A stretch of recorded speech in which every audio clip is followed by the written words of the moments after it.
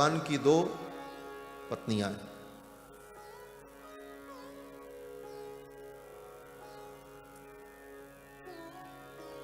इसीलिए हमारे आचार्यों ने वर्णन किया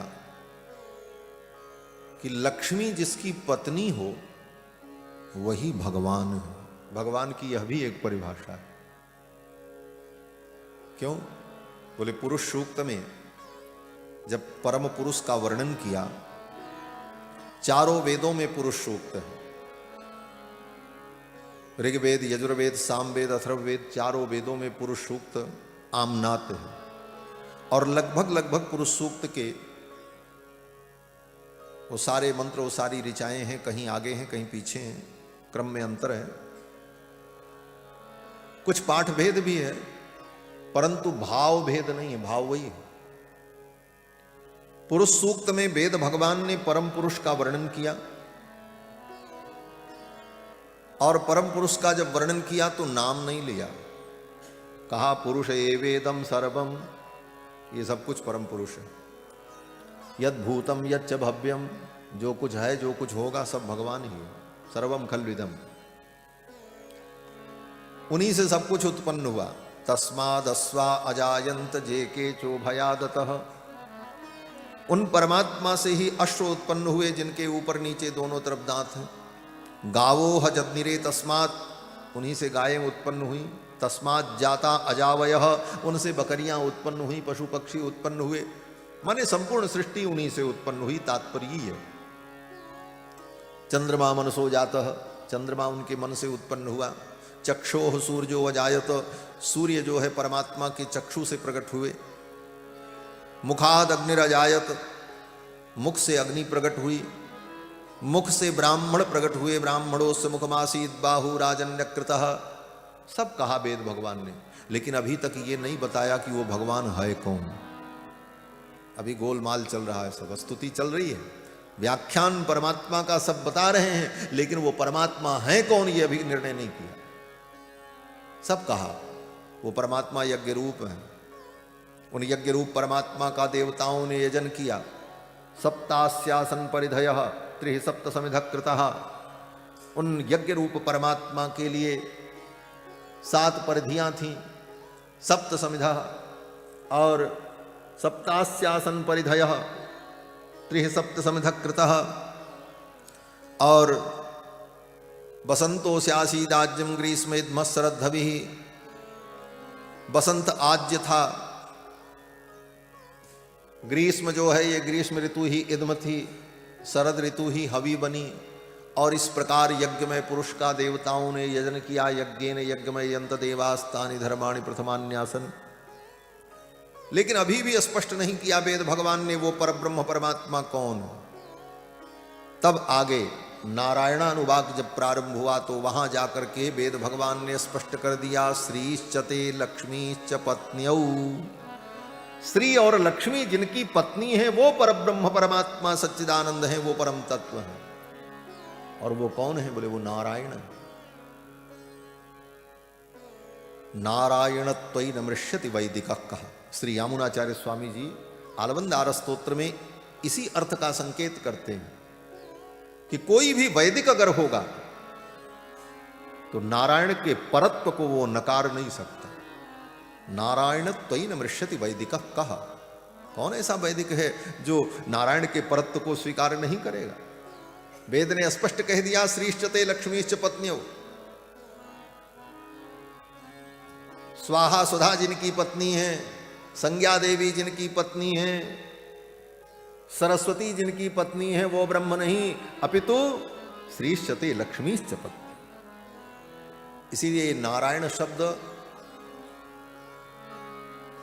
ये केवल भगवान नारायण के लिए प्रयुक्त है। बाकी जितने देवताओं के सहस्र नाम हैं, उन सहस्र नाम में जितने नाम हैं वो सब नाम भगवान के सहस्र नाम में ग्रहण किए जाते हैं। लेकिन भगवान का ये नारायण नाम जो है यह किसी दूसरे देवता के अर्थ में कभी प्रयुक्त नहीं होता है, केवल भगवान के अर्थ में ही प्रयुक्त होता है। और बाकी सारे शब्दों के शाब्दिक अर्थ, व्युत्पन्न अर्थ, व्युत्पत्ति लभ्य अर्थ ग्रहण कर लिया जाता है। सम कल्याणम करोति इति शंकरः, जो कल्याण करे वो शंकर, तो शंकर तो भगवान नारायण भी हैं। सर्वस् सर्वस्य स्थाणुर्भूत आदि निर्धिरव्य संभवो भावनो भर्ता प्रभो प्रभुरीश्वर सब आया। लेकिन नारायण शब्द बोले इसकी अगर व्याख्या करें तो जल में जिसका अयन है वो नारायण, जल में जिसका अयन है वो नारायण। बोले यह अर्थ तो किसी के लिए भी घटित हो सकता है जो जल में रहता हो, लेकिन नारायण शब्द नहीं होगा, नारायण शब्द होगा।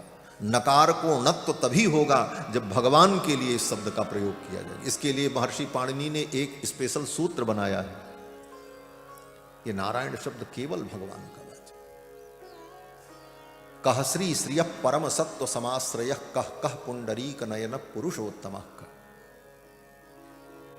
जो श्री के भी श्री हैं वो भगवान, और जो पुरुषोत्तम है वो भगवान। ये पुरुषोत्तम शब्द भी केवल भगवान के लिए प्रयुक्त होता है और किसी के लिए नहीं प्रयुक्त होता। ये पुरुषोत्तम शब्द न सूर्य के लिए, न चंद्रमा के लिए, न इंद्र के लिए, न वरुण के लिए, न ब्रह्मा के लिए, किसी के लिए पुरुषोत्तम शब्द का प्रयोग नहीं। पुरुषोत्तम शब्द का प्रयोग केवल भगवान के लिए होता है। इसीलिए यामुनाचार्य जी कहते हैं कह श्री श्रियः, श्री का भी श्री कौन है? पुरुषोत्तमः कह, पुरुषोत्तम कौन है? और कह श्री श्रियः परम सत्व समाश्रय कह कह पुंडरीक नयन। ये पुंडरीक नयन,